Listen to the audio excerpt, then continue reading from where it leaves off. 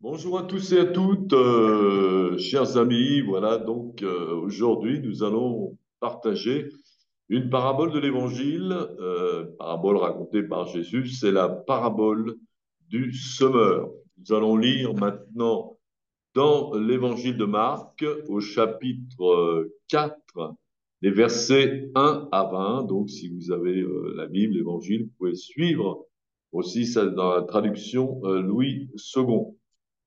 Voilà. Donc Jésus se mit de nouveau à enseigner au bord de la mer. Une grande foule s'étant assemblée auprès de lui, il monta et s'assit sur une barque sur la mer. Toute la foule était à terre sur le rivage. Il leur enseigna beaucoup de choses en paraboles et leur dit dans son enseignement, écoutez, un semeur sortit pour semer. Comme il semait, une partie de la semence tomba le long du chemin. Les oiseaux vinrent et la mangèrent. Une autre partie tomba dans un endroit pierreux, où elle n'avait pas beaucoup de terre. Elle leva aussitôt parce qu'elle ne trouva pas un sol profond. Mais quand le soleil parut, elle fut brûlée et sécha, faute de racines. Une autre partie tomba parmi les épines. Les épines montèrent et l'étouffèrent, et elle ne donna point de fruits. Une autre partie tomba dans la bonne terre, elle donna du fruit qui montait et croissait, et elle rapporta 30, 60 et 100 pour un. Puis il dit, que celui qui a des oreilles pour entendre, entende. Lorsqu'il fut en particulier, ceux qui l'entouraient avec les 12 l'interrogèrent sur les paraboles, et il leur dit, c'est à vous qu'a été donné le mystère du royaume de Dieu, mais pour ceux qui sont dehors, tout se passe en paraboles, afin qu'en voyant, ils voient et n'aperçoivent point, et qu'en entendant, ils entendent et ne comprennent point, de peur qu'ils ne se convertissent et que les péchés ne leur soient pardonnés. Il leur dit encore, vous ne comprenez pas cette parabole? Comment donc comprendrez-vous toutes les paraboles? Le semeur sème la parole. Les uns sont sur le long du chemin où la parole est semée. Quand ils l'ont entendue, aussitôt, Satan vient et enlève la parole qui a été semée en eux. Les autres, pareillement, reçoivent la semence dans les endroits pierreux.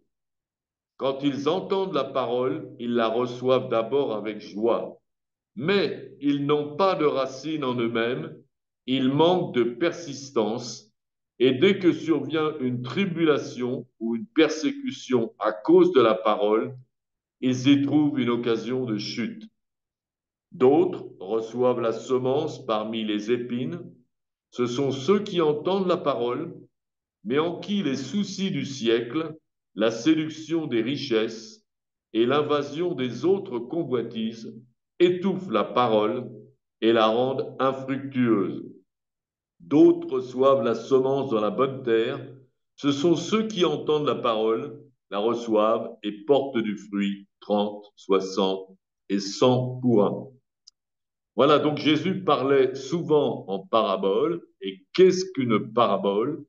Eh bien, une parabole, c'est une histoire naturelle, comme quelqu'un qui sème de la semence dans un champ, pour expliquer une vérité spirituelle. Donc, une histoire naturelle pour expliquer une vérité spirituelle. Alors, pourquoi Jésus parlait à la foule en parabole? Parce que, justement, la majorité des gens de cette foule ne pouvaient pas comprendre les vérités spirituelles. La parole de Dieu nous dit dans 1 Corinthiens 2,14, l'homme animal ne reçoit pas les choses de l'Esprit de Dieu, car elles sont une folie pour lui, et il ne peut les connaître parce que c'est spirituellement qu'on en juge. L'homme spirituel, au contraire, juge de tout et n'est lui-même jugé par personne. Car qui a connu la pensée du Seigneur pour l'instruire? Or, nous, dit l'apôtre Paul, nous avons la pensée de Christ. Bon, qu'est-ce qu'un homme spirituel? Donc là, il y a deux sortes d'hommes. Il y a l'homme animal, l'homme naturel, on va dire, et l'homme spirituel. Quand nous naissons, nous sommes des hommes naturels.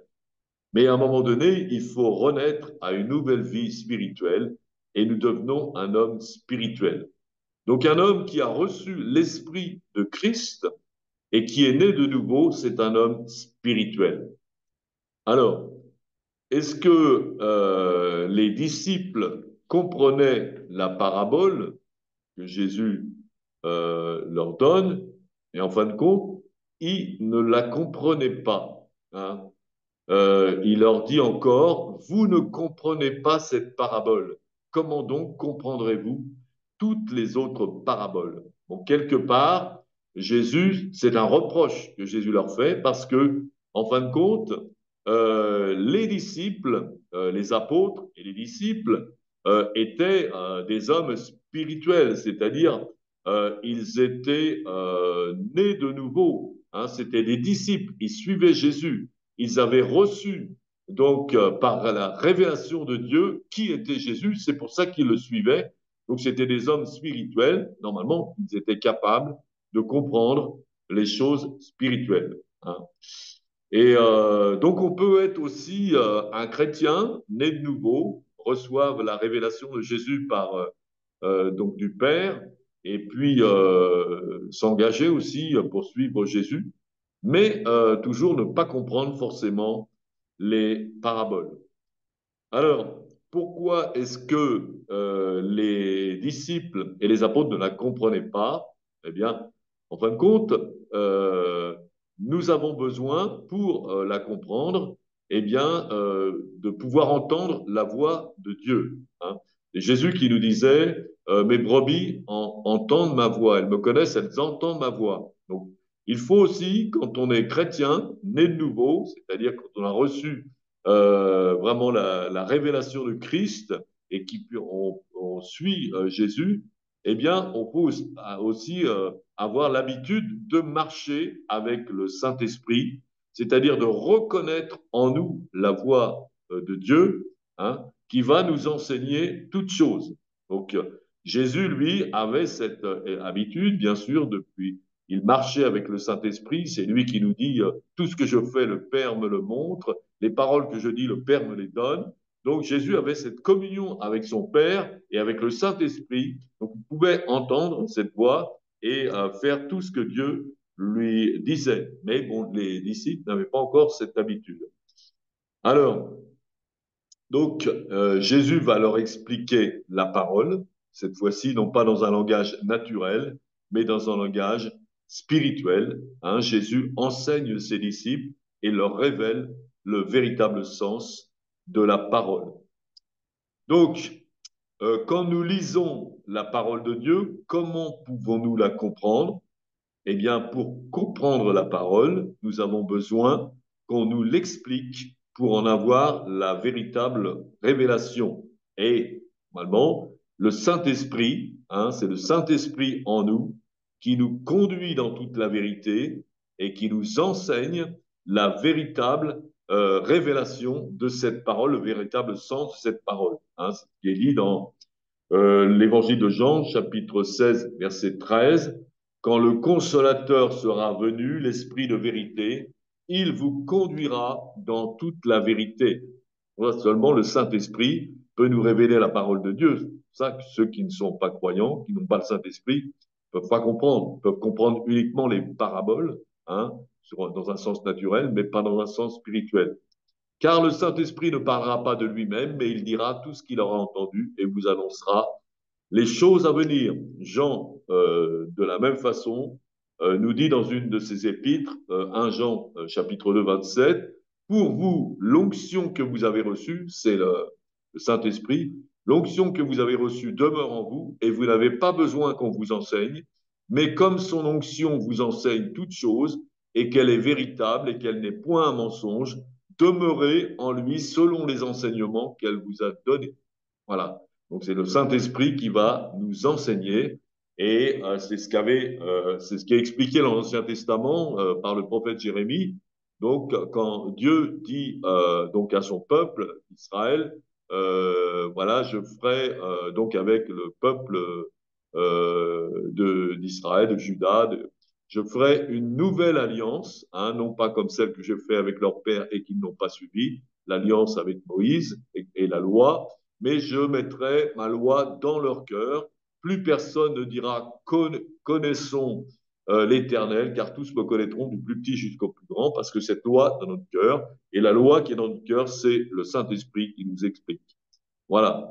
Alors, les hommes qui n'ont pas le Saint-Esprit, c'est-à-dire ceux qui ne sont pas croyants, eh bien, peuvent comprendre une parabole, mais ils la comprennent uniquement naturellement. Ils comprennent l'histoire de la semence et le fait de semer, le fait de moissonner, etc., parce que c'est une chose naturelle. Hein. Mais ils la comprennent naturellement, mais pas spirituellement, comme on l'a lu tout à l'heure, mais pour ceux qui sont dehors, c'est-à-dire en dehors du royaume de Dieu, en fin de compte, tout se passe par parabole, afin qu'en voyant, ils voient et n'aperçoivent point, et qu'en entendant, ils entendent, mais ne comprennent point, de peur qu'ils ne se convertissent, et que les péchés ne leur soient pardonnés. Alors, qu'est-ce qui les aveugle? Qu'est-ce qui aveugle ces gens, qui les empêche de comprendre, de se convertir et que leurs péchés soient pardonnés? Évidemment, c'est le diable. Hein. Le diable met un esprit d'aveuglement sur ces gens pour qu'ils ne comprennent pas les choses spirituelles, comme on l'a lu tout à l'heure. Voilà. Mais Jésus ou ministère ou Saint-Esprit va donner à ceux qui sont croyants, qui ont reçu le Saint-Esprit, la révélation, le véritable sens de la parole. Voilà. Et donc, par contre, le diable va, pour ceux qui ne croient pas, qui n'ont pas reçu le Saint-Esprit, il va donc expliquer des mensonges, évidemment, et aveugler l'intelligence des gens et les empêcher de se convertir, de croire. Voilà. Donc, c'est ce que dit aussi l'apôtre Paul dans 2 Corinthiens 4, chapitre 3. Si notre évangile est encore voilé, il est voilé pour ceux qui périssent, pour les incrédules, dont le Dieu de ce siècle a aveuglé l'intelligence, afin qu'ils ne visent pas briller la splendeur de l'évangile de la gloire du Christ, qui est l'image de Dieu. Voilà. Alors, en fin de compte, mais si les gens du dehors ne peuvent pas comprendre spirituellement la parabole, pourquoi est-ce que Jésus leur parle en parabole? Eh bien, Jésus leur parle en parabole parce que ces gens-là peuvent comprendre la parabole au premier sens, sens spirituel. Hein. Alors, ils la comprennent pas dans le sens naturel, pardon. Ils la comprennent pas dans le sens spirituel, mais cette histoire naturelle, ils la retiendront. Hein. Et cette parabole est une semence qui ne peut pas germer, mais un jour, quand ils vont croire, ils auront grâce à la véritable révélation parce que ils se souviendront, le souvenir de cette parabole, de cette histoire naturelle restera en eux. Hein. Moi, je me souviens quand j'étais professeur, on avait des réunions avec les autres professeurs, donc chacun pouvait prendre la parole. Et je me rappelle d'une réunion où c'était bon, ça durait des fois des heures, c'était un peu ennuyeux quelquefois. Et moi, je m'étais amusé à écouter mes collègues, et c'était des collègues qui n'étaient pas croyants, mais à chaque fois qu'ils expliquaient quelque chose, il y avait une certaine culture, et ils citaient très souvent des paraboles de Jésus. Voilà, je ne suis pas l'ouvrier de la dernière heure, ou je ne peux pas porter ma croix, enfin des tas de choses comme ça. Et donc il y avait des références à l'Évangile parce qu'il l'avait entendu étant petit. Il n'avait pas compris, il n'était pas devenu croyant, mais il restait donc la parabole, donc qui un jour peut-être, eh bien, va pouvoir germer. Voilà, donc alors pour revenir à cette parabole du semeur, donc on voit que le semeur sème sur 4 terrains différents. Donc le premier terrain, c'est le long du chemin. Donc, on va relire. Le semeur sème la parole. Les uns sont sur le long du chemin où la parole est semée. Quand ils l'ont entendu, aussitôt, Satan vient et enlève la parole qui a été semée en eux. Voilà. Donc, qu'est-ce qui est semé ici? C'est la parole de Dieu. Et qui sont ces gens sur ce chemin? Eh bien, ce sont des gens qui viennent écouter la parole de Dieu, l'écoutent. Alors, ça peut être, ils peuvent être dans la rue et quelqu'un va leur parler, va leur annoncer l'évangile. Ça peut être dans une église, dans une réunion, quelqu'un va leur apporter l'évangile. Mais, en fin de compte, ils suivent le chemin, ils suivent un chemin, une route que tout le monde suit. C'est un peu, ils suivent le chemin du monde, la pensée unique, comme on dit. Donc, et cette pensée unique, c'est une pensée, je veux dire, qui ne leur révèle pas la parole de Dieu, qui les empêche de croire. C'est la pensée du monde en général. Hein. Jésus a dit aux ses disciples, vous êtes dans le monde, mais vous n'êtes pas du monde. Et le chemin, la route, quoi, c'est le chemin du monde. Tout le monde pense la même chose. Et évidemment, donc, cette révélation, la parole de Dieu, ne reste pas. Hein. Donc, il dit que Satan vient et enlève la parole qui a été semée en nous. Voilà. Donc, le chemin, c'est l'endroit où passe tout le monde, c'est la pensée du monde, la pensée charnelle des hommes, la pensée du plus grand nombre, hein, mais qui ne peut pas nous révéler la parole de Dieu. Alors, où mène ce chemin, où mène cette route? Eh bien, évidemment, à la perdition. Comme nous dit Jésus, entrez par la porte étroite, car large est la porte, spacieux est le chemin qui mène à la perdition. Et il y en a beaucoup qui entrent par là, mais étroite est la porte, resserré le chemin qui mène à la vie. Il y en a peu qui le trouvent. Donc, le chemin de la vérité, c'est un chemin étroit. Hein. Et donc les gens qui sont sur la route, qui sont menés sur la route, sont guidés en réalité pas par le Saint-Esprit, mais malheureusement par le diable. Alors ça peut changer, hein, comme on dit, tant qu'il y a de la vie, il y a de l'espoir. Un jour, ils peuvent évidemment se repentir, se convertir, faire demi-tour et aller sur un autre chemin, évidemment, chemin qui les mène ailleurs. Donc, mais par malheur, s'ils restent sur ce chemin, cette voie où tout le monde passe, eh bien, ils iront à la perdition éternelle. C'est ce qu'on souhaite à personne. Alors, malgré tout, donc, on voit que ce chemin, cette route, n'est pas un chemin qui va produire, qui va faire germer la semence. Alors, on peut se demander pourquoi le semeur sème sur le chemin. En principe, si vous avez quelqu'un qui va semer, il va aller dans le champ, il va aller dans la bonne terre, il va semer dans la bonne terre. Mais là, il sème sur le chemin. Et en fin de compte, hein, c'est ce que je disais tout à l'heure, tant qu'il y a de la vie, il y a l'espoir. Quelqu'un qui est sur une route, même une mauvaise route, qui va donc à sa ruine, eh bien, peut aussi, euh, comment dirais-je, recevoir cette semence qui va finir par germer.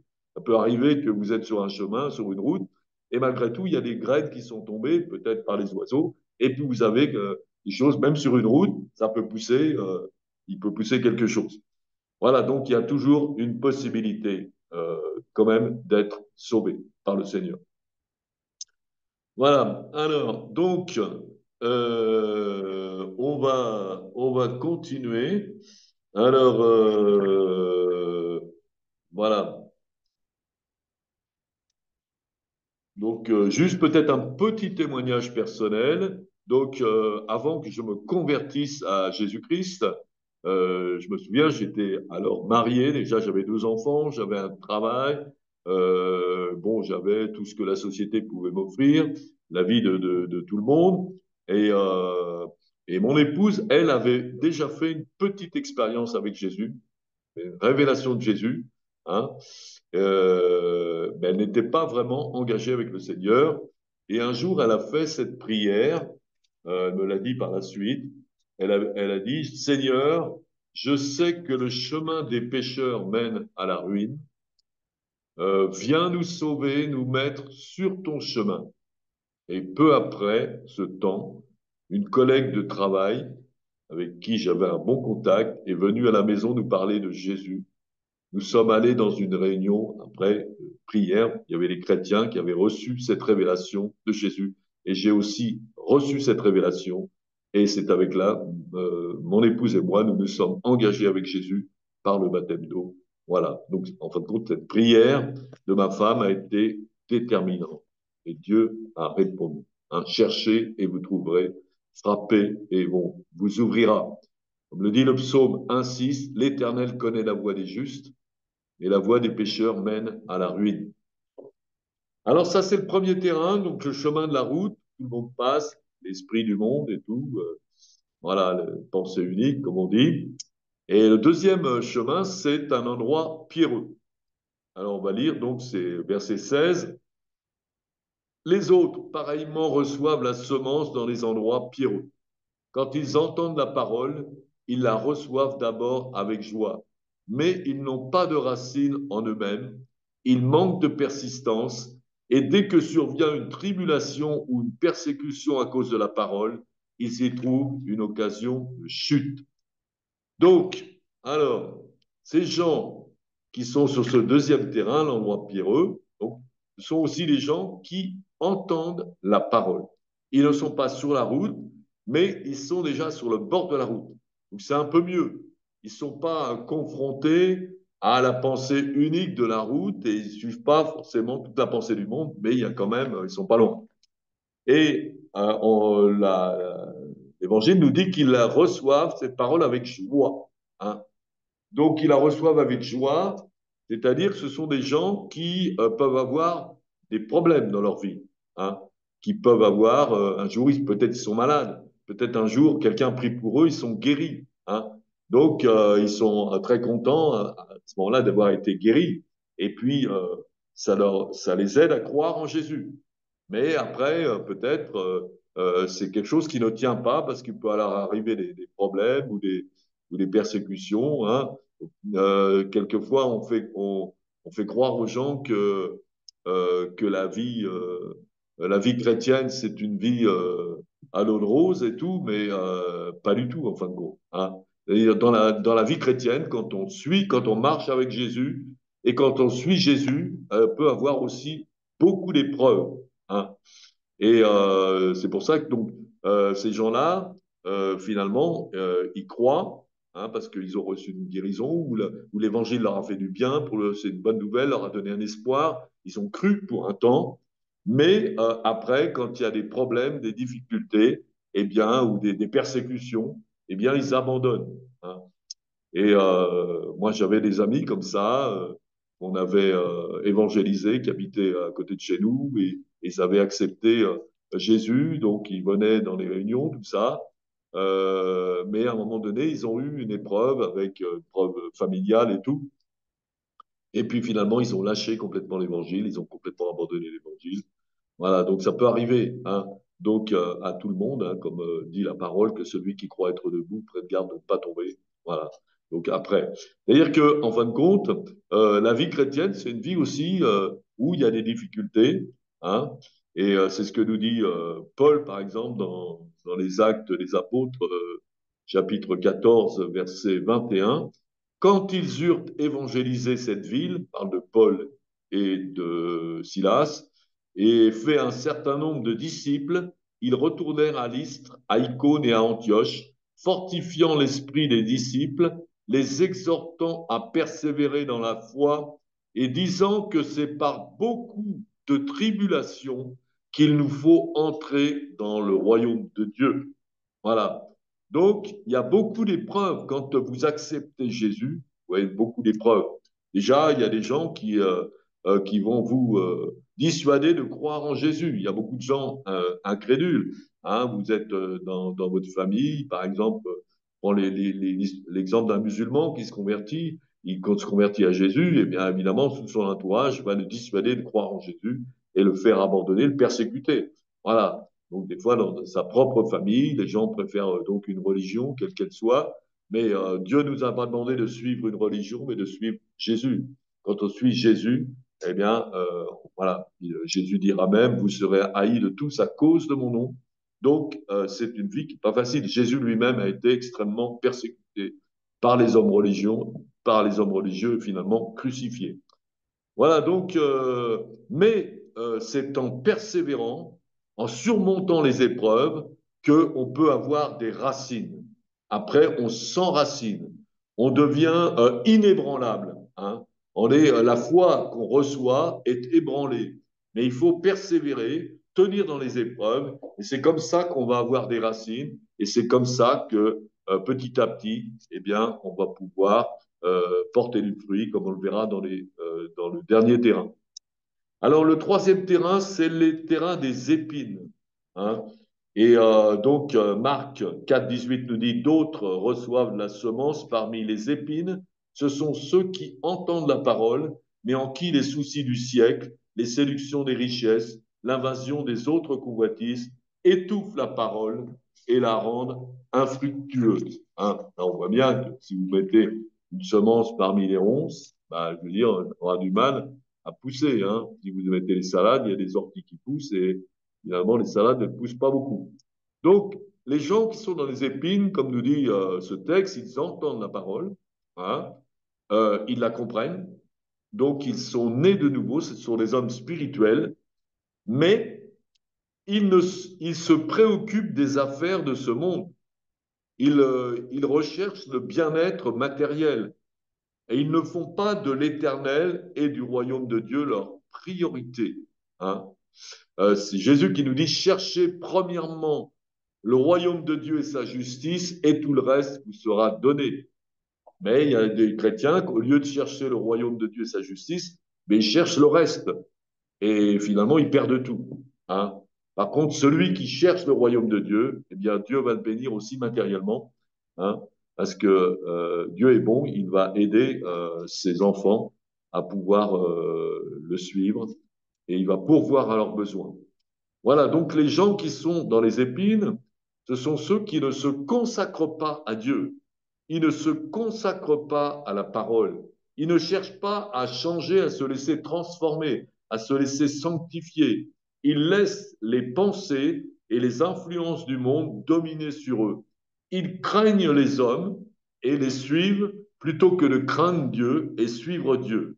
Ils ne travaillent pas à leur salut, donc ne portent pas de fruits. Ils vont à l'église, mais ce n'est pas leur priorité. Et s'ils ne changent pas, ils sont perdus. Bien qu'ils croient, ils sont perdus. Hein. Et c'est ce que dit Jésus dans l'Évangile, chapitre 15, versets 1 à 2. Je suis le vrai cep et mon Père est le vigneron. Tout serment qui est en moi et qui ne porte pas de fruit, il le retranche. Et tout serment qui porte du fruit, il l'émonde afin qu'il porte encore plus de fruits. Celui qui suit Jésus, qui se consacre à Jésus, comme on l'a dit, il est, comment dirais-je, sans arrêt, euh, il a des épreuves, il a des difficultés, Dieu l'éprouve, Dieu éprouve sa voix pour le rendre encore plus fort. Hein. Mais celui qui ne porte pas de fruits, eh bien, le Seigneur le retranche. Et en fin de compte, il est perdu. Hein. Et alors, dernier terrain, le bon terrain, en fin de compte, le seul bon terrain où on peut être sauvé et hériter la vie éternelle, c'est la bonne terre. Marc 4,20 dit, d'autres reçoivent la semence dans la bonne terre. Ce sont ceux qui entendent la parole, la reçoivent et portent du fruit, 30, 60 et 100 pour un. Voilà. Donc, comme nous dit aussi Luc 8,15, ceux qui est tombé dans la bonne terre, ce sont ceux qui, ayant entendu la parole avec un cœur honnête et bon, donc, avec un bon cœur, hein, la retiennent. Hein, celui qui garde ma parole, Jésus a dit, si vous gardez ma parole, vous serez vraiment mes disciples. Et porte du fruit avec persévérance. Voilà. Donc, c'est une consécration. C'est des gens qui sont consacrés maintenant, qui cherchent le royaume de Dieu et sa justice en premier, et ils vont finir par porter du fruit. Peut-être pas tout de suite, mais des fois, il faut persévérer. Voilà. Donc, Ces gens qui sont dans la bonne terre, c'est ces gens qui entendent la parole, qui la croient, qui la mettent en pratique et ils portent du fruit. Hein. Ils sont honnêtes et bons. C'est-à-dire qu'ils cherchent le bien et ils cherchent à servir Dieu, cherchent à aimer aussi leurs prochains comme eux-mêmes et ils cherchent à partager aussi cette semence. Hein. Ce sont des gens honnêtes et bons.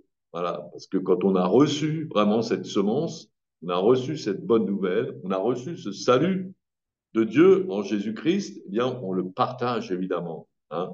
Celui qui ne le partage pas, donc Jésus l'appelle serviteur méchant et paresseux. Voilà. Mais il nous a dit, aime ton prochain comme toi-même. Quand on a reçu cette grâce de croire en Jésus et de le suivre, on partage partout parce qu'on voudrait que tout le monde hérite évidemment la vie éternelle. Voilà, c'est la volonté de Dieu, ça doit être la volonté aussi des chrétiens qui veulent que les gens soient sauvés. Voilà, donc ce sont des gens consacrés, leur royaume de Dieu est la priorité. Alors, quel est finalement le point commun entre tous ces terrains? Eh bien, le point commun, c'est que dans tous ces terrains, on entend la parole. Voilà. Et le point commun entre on a vu que les premiers terrains, les gens ne croient pas en Jésus, pas des gens spirituels. Et les trois derniers terrains, ce sont des gens qui croient. Hein. Celui sur le bord du chemin, il croit. Celui dans les épines, il croit. Et celui dans la bonne terre, il croit. Mais, en fin de compte, il y a un seul terrain où les gens seront sauvés. C'est seulement le dernier, ceux qui sont dans la bonne terre et qui portent du fruit, qui ont donné complètement leur vie à Jésus afin qu'il la bénisse et la fasse réussir. Comme nous dit Jésus, car celui qui voudra sauver sa vie la perdra, mais celui qui perdra sa vie à cause de moi et de la bonne nouvelle la sauvera. Il s'agit maintenant, eh bien, pour pouvoir hériter cette vie éternelle, de perdre sa vie, de donner sa vie à Jésus, hein, et pour la bonne nouvelle aussi. Et donc c'est comme ça qu'on va la sauver, par une consécration, chercher le royaume de Dieu en premier. Donc, à chacun de voir, en tant que chrétien, sur quel terrain il est, hein, pour pouvoir évidemment éventuellement changer et rejoindre le dernier terrain. Donc, pour tous, hein, comme je dis, tant qu'il y a de la vie, il y a de l'espoir. Pour tous les terrains, il y a possibilité de changer parce que Dieu veut évidemment qu'on soit tous dans un bon terrain, dans la bonne terre et qu'on porte du fruit. Voilà. Comme disait euh, Paul lui-même, dans Philippiens 3,12, ce n'est pas que j'ai déjà remporté le prix, que j'ai déjà atteint la perfection, mais je cours pour tâcher de le saisir, puisque moi aussi, j'ai été saisi par Jésus-Christ. Voilà. Alors, comme on dit, à bon entendeur, salut. Soyez bénis, que le Seigneur vous bénisse et vous conduise, bien sûr, dans une vie abondante, dans la bonne terre où vous pourrez tous porter du fruit.